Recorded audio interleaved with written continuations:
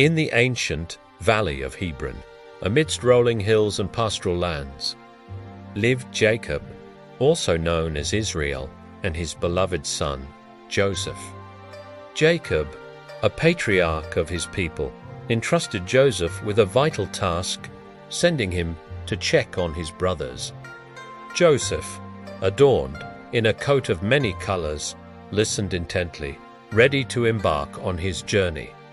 With a heart full of obedience, Joseph set out from the familiar comforts of home into the vast wilderness.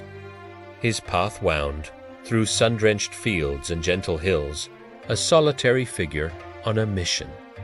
Along his way, he encountered a man, a fellow traveler, who asked of his purpose. Joseph explained his quest, seeking his brothers and their flocks, wondering where they had led their sheep. The man informed him that his brothers had moved on, taking their flocks to the distant pastures of Dothan. Undeterred, Joseph altered his course, his resolve firm as he pressed onward towards Dothan. Meanwhile, in Dothan, Joseph's brothers tended their flocks, their hearts harboring resentment. From afar, they spotted Joseph approaching, his colorful tunic a beacon of their father's favoritism. Jealousy festered, and a dark conspiracy began to brew among them, fueled by his prophetic dreams. They plotted against him, their voices low, their intentions grim, as Joseph drew nearer. As Joseph reached them, their anger erupted. They seized him, their betrayal swift and brutal. Reuben, the eldest, intervened, pleading with his brothers not to shed Joseph's blood. Instead, he suggested they cast him into a nearby pit, hoping to rescue him later. Cruelly, they stripped Joseph of his cherished, colorful tunic, tearing it from his body. Then, without mercy, they cast him into the empty, desolate pit, leaving him to despair. The brothers then sat down to eat, their hearts hardened, as if nothing had transpired. Suddenly, a caravan appeared on the horizon, Ishmaelite traders journeying from Gilead to Egypt.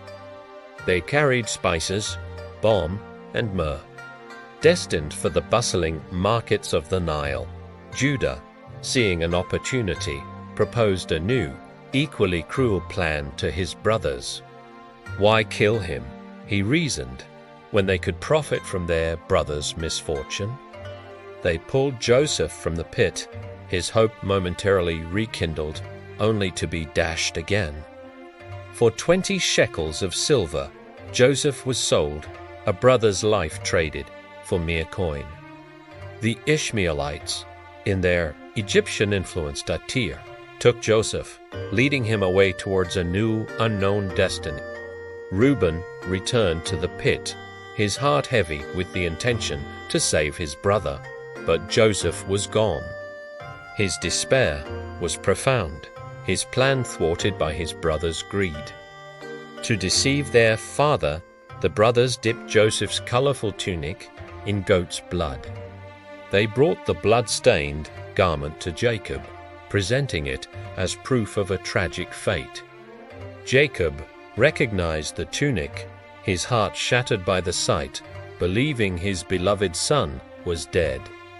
He tore his clothes, put on sackcloth, and mourned for many days, inconsolable in his sorrow.